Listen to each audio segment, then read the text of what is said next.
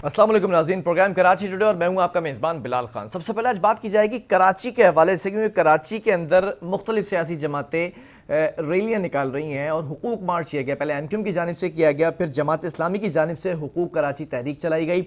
और जिस तरह से इनके भी जो अगराज़ व मकासद हैं वो यही बताते हैं कि कराची के शहरियों को हुकूक दिलवाए जाएँ। सिराजुल हक साहब भी यही कहते हैं कि PTI ने लोगों को बेरोज़गार किया है। बिजली, गैस और पानी की जो बंदिश है वो इस शहर के अंदर आम हो चुकी है। किसी भी सेक्टर में उठाकर देख लिया जाए तो वहाँ पर कोई मस्बत अंदाज में काम नज़र नहीं आ रहा। या फिर अगर अद्वियात की बात कर ली जाए, आटा, चीनी, दाल की बात कर ली जाए, तमाम चीज़ें महंगी कर दी गई हैं। इस हुकूमत पर काफ़ी बरसे हैं और ये भी कहा कि वज़ीर आज़म कहते हैं कि दवा आम इंसान को मिले तो इसलिए महंगी कर दी है, दवाएं भी महंगी कर दी, आम अशिया भी महंगी कर दी है। तो इस हवाले से जमात इस्लामी का मौक़िफ़ सामने आया, एक बड़ा पावर शो किया गया। पहले एमक्यूएम ने पावर शो किया, उसके बाद अब जमात इस्लामी पावर शो करी। लेकिन कराची का मुस्तकबिल क्या होगा, कराची की हालत कैसे सुधरेगी, ये जो बिगड़ी हुई हालत है, इन तमाम चीज़ों पर बात करेंगे। इस वक्त हमारे साथ जमात इस्लामी की जानिब से अमीर जमात इस्लामी सिंध असदुल्लाह भुट्टो साहब हमारे साथ मौजूद हैं। बहुत शुक्रिया असदुल्लाह साहब ज्वाइन करने के लिए। सर, जानना चाहूँगा जमात इस्लामी का इस वक्त क्या मौक़िफ़ है, ये ज़रूरत इस वक्त क्यों पेश आई? एक तरफ एमक्यूएम भी हुकूक मार्च निकाल चुकी है और एक तरफ जमात इस्लामी ने भी ये हुकूक तहरीक जो कराची के लिए चलाई है। मैं क्या समझूँ कि क्या फ़र्क हो सकता है? बिस्मिल्लाहिर्रहमानिर्रहीम। इस वक्त अल्हम्दुलिल्लाह जमात इस्लामी का जो कराची मार्च था वो कराची को हक दो, कराची को उसके मकाम देने के लिए और कराची के हुकूक के तहफ़्फ़ुज़ के लिए हमने ये मार्च का इंतज़ाम किया था। और अल्हम्दुलिल्लाह ये एमक्यूएम के मार्च से कहीं बड़ा था और हमारा जो है वो अल्लाह की मेहरबानी से कराची के अवाम ने हमारा साथ दिया है। ये उसकी वाज़ेह दलील है कि कराची के अवाम जमात इस्लामी के इस तहरीक के साथ है। हमने ये तहरीक पहले शुरू की थी के इलेक्ट्रिक से और बिजली के हवाले से शुरू की थी। उस वक्त भी एमक्यूएम जो है वो हुकूमत के मज़े उड़ा रही थी और इमरान खान के साथ बैठी हुई थी। अब भी वो दोहरे उसका शिकार है। एक तरफ वो इमरान खान की हुकूमत का हिस्सा भी है और दूसरे तरफ जो है वो रैली भी निकाले कि भाई रैली किसके खिलाफ निकाल रहे हैं? जब तो या तो तुम हुकूमत के मजे उड़ाओ और हुकूमत का साथ जैसे चल रहे हो चलते रहो। तो इसलिए ये जो दोहरा किरदार है ये भी कौम के सामने आ गया है, इसलिए उनका जो मार्च था वो फ्लॉप हो गया।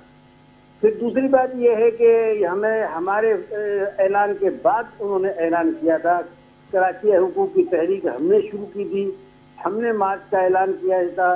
उन्होंने तो हमें देखते हुए उन्होंने किया है, लेकिन बात यह है कि वो हुकूमत के जो मजे उड़ा रहे हैं अब तो नहीं उड़ा रहे, बल्कि शुरू से पीपल्स पार्टी के साथ भी उन्होंने 2-3 हुकूमतें बनाई। गवर्नर उनका रहा, परवेज मुशर्रफ के ज़माने में रहा, पीपल्स पार्टी के ज़माने में रहा, मुस्लिम लीग के ज़माने में रहा, फिर मुस्लिम लीग के साथ मिलकर हुकूमत के मजे उड़ाए। चले मुझे एक बात बताएं, एमक्यूएम चले हुकूमत के मजे उड़ा रही है, हर दौर के अंदर आती जाती रही। जमात इस्लामी जब भी पावर शो करती है, जब भी धरना देती है तो अवाम का तो रश नजर आता है, लेकिन फिर जब इलेक्शन की बारी आती है तो मामला उल्टा क्यों नजर आता है? फिर मेरा ख्याल है कि अवाम तो वोट देते हैं, लेकिन हमारे नताइज जो है, रिजल्ट जो है इंतखाबात के, वो तब्दील कर दिए जाते हैं। अवाम की आंखों के सामने है कि 2018 में भी हमारे जो रिजल्ट हैं वो रात को जो इसको छोड़े दूसरे दिन, एक दिन के 2 दिन के बाद हमारे रिजल्ट का ऐलान किया। तो हर सियासी जमात यही बात करती है, जो जीत जाता है वो एक्सेप्ट कर लेता है, जो हार जाता है वो कहते धांधली हुई है। लेकिन सवाल ये है कि इसकी बात की तो सुप्रीम कोर्ट को, हाई कोर्ट को तो नोटिस लेना चाहिए ना कि आखिर एक हमारे रिजल्ट जो है वो जो है वो 2-2 दिन के बाद, एक दिन के बाद क्यों आ रहे हैं? आखिर वो रिजल्ट जो है वो जब एक रिजल्ट 2-4 घंटे में आ सकता है और आ रहा है दूसरी निशस्तों का जहाँ दूसरे जीत रहे हैं, तो हमारा क्यों नहीं आ रहा है? तो इसलिए हाँ, आवाम की आंखों के सामने सारी चीज़ें और ये रैलियाँ और ये इस बात की दलील है कि आवाम हमारे साथ है। तो मेरा ख्याल है कि इस पे जो है हम जो है वो नहीं तो फिर कैसे किस्मत बदलेगी? हमेशा पावर शो तो किया जाता है, आवाम भी साथ होती है, लेकिन फिर जब ऑब्लाइज नहीं किया जाता तो फिर कोई हासिल वसूल नहीं है। के इलेक्ट्रिक की बात कर ली जाए, उस पर भी धरना दिया गया। आज भी कराची के अंदर लोड शेडिंग होती है, जितने मामलात के ऊपर धरना दिया गया वो जूं के दूं मौजूद हैं वो मसाइल। तो नहीं, मेरा ख्याल है कि ऐसा नहीं है, बल्कि उनमें बहुत बड़ा फर्क आया है और अगर ये जमात इस्लामी का के इलेक्ट्रिक के खिलाफ धरना नहीं होता तो इसका हालत ये होती कि आधा आधा दिन बिजली नहीं होती। तो अभी भी 2-2 दिन कुछ इलाकों के अंदर बिजली नहीं आती है। पंजाब में देख लें, वहाँ सूरत हाल इतनी खराब है बिजली की जिसकी कोई इंतहा नहीं है। लेकिन कराची में लोड शेडिंग बहुत कम है, न होने के बराबर है, और उसकी वजह ये जमात इस्लामी के इलेक्ट्रिक के खिलाफ। सर कराची के अंदर जो लोड शेडिंग है वो कम नहीं है बल्कि इजाफा हो गया। अब तो गैर एलानिया लोड शेडिंग की जा रही है। जी हाँ, लेकिन उसके खिलाफ आवाज सिर्फ जमात इस्लामी उठा रही है। देखिए, असल बात यह है कि हमारे आवाज उठाने से ही जो है वो कुछ बेहतरी पैदा हो रही है। अगर हम भी आवाज न उठाएं तो कौन आवाज उठाएगा? इसलिए मैं कह रहा हूँ कि बाकी पार्टियां जो हैं वो तो हुकूमत के चक्कर में हैं, वो दूसरी पार्टियां जो हैं वो के इलेक्ट्रिक की सरपरस्त हैं, चाहे वो पीपल्स पार्टी हो, मुस्लिम लीग हो, PTI हो, वो तो उनके सरपरस्त हैं। और जमात इस्लामी वाहिद जमात है जो के इलेक्ट्रिक के खिलाफ आवाज उठा रही है। नहीं तो ये रैलियां निकालने से, एहतजाज करने से कोई हल नहीं निकल रहा ना। अब रैली निकालने के बाद, पावर शो करने के बाद घर जाकर बैठ जाए तो ये फिर सियासत नहीं हुई ना, मुफाहमत ही हुई। लेकिन बात ये है कि अगर आप ये समझते हैं कि हमारी हुकूमत है तो ऐसा नहीं है। लेकिन हमारी जब भी हुकूमत आई है तो अल्हम्दुलिल्लाह हमने कराची में खिदमत की है। अभी जब यहाँ मुश्ताक अफगानी साहब थे तो उन्होंने कराची के हुकूक की जंग लड़ते हुए अपनी मेयरशिप जो है वो तो उससे हटने पसंद किया, लेकिन कराची के हुकूक के ऊपर कोई सौदा नहीं किया। अच्छा, मुतालबात क्या है हुकूक कराची तहरीक में? मुतालबात क्या रखे गए? का शहर बनाया, उसके मुखालफिन भी इस बात को मानते हैं कि नेमतुल्लाह खान साहब ने कराची को रोशनियों का शहर बनाया। तो इसलिए हमने तो जब भी हमें मैंडेट मिला है, जब भी हमें हुकूमत मिली है, तो हमने जो है हुकूमत के मजे नहीं उड़ाए हैं। मुस्तफा कमाल साहब क्लेम करते हैं कि उन्होंने कराची की हालत सुधारी। MQM क्लेम करती है कि हमारा बंदा था। आप कह रहे हैं जमात इस्लामी ने किया। अब सच्चा कौन है इसमें? फिर इसके तो बाकायदा इंटरव्यूज मौजूद हैं खुद MQM वालों के, जिन्होंने तस्लीम किया है कि नेमतुल्लाह खान साहब ने जो है वो कराची के अंदर बेहतरीन मेयर के अंदर जो अवार्ड दिया गया, जो नॉमिनेट किया गया, जो नाम सामने आया, तो मुस्तफा कमाल का नाम सामने आया, नेमतुल्लाह साहब का तो नहीं आया था। तो वो तो अब जाहिर है हुकूमत जिनकी होगी वो अपनों के नाम देंगे, नेमतुल्लाह साहब का नाम क्यों देंगे? लेकिन आप आम आदमी से पूछिए, अब भी सर्वे करा ले, अब भी जो है कहीं पर खड़े होकर पूछ ले तो आपको लोग बताएंगे। कोई जुबान बोलने वाला हो किसी पार्टी का नहीं, तो अगर लोग बताएंगे खड़े होके तो लोग तो फिर आपको चूज करते ना इलेक्शन के अंदर। मैंने अर्ज किया ना कि लोग तो दे रहे हैं, लेकिन अब जब रिजल्ट जो है वो रोक दिए जाए, रिजल्ट तब्दील कर दिए जाए, तो अब हम क्या करें? अब हमारे पास देखिए ना, सवाए एहतजाज के और कोई रास्ता तो नहीं है ना।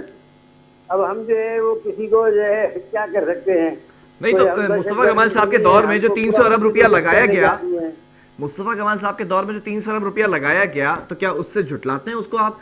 जितने प्रोजेक्ट्स बनाए गए, जो कंप्लीट किए गए, ठीक है स्टार्ट किए गए होंगे आपके दौर में, लेकिन कंप्लीट तो इनके दौर में हुए ना, जितना पैसा लगा। जो हमारे का प्रोजेक्ट शुरू हुए थे उस पर दूसरे इनके वालों ने आने की तख्तियां लगाई। प्रोजेक्ट के जो है बनाने वाले प्रोजेक्ट के लिए फंड और उसकी डिजाइनिंग और उसके सारे काम करने वाली तो नेमतुल्लाह खान और उसकी टीम थी।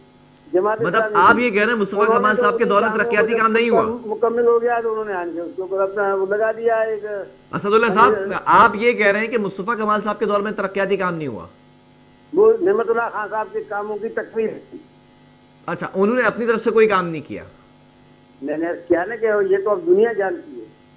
तो फिर तो उसके बाद आवाम को दोबारा बार बार आपको चूज करना चाहिए था। मैंने क्या ना कि बार बार आवाम तो दे रहा है, लेकिन रिजल्ट तब्दील हो रहे हैं ना। और हमेशा आप ही के साथ क्यों होता है? कह रहा हूँ ना कि रिजल्ट तब्दील हो रहे हैं। मतलब कोई खास वजह है कि आपके ही साथ होता है हमेशा? इसकी वजह ये है ना कि हम जो है ना खुद खाते हैं ना किसी को खाने देते हैं।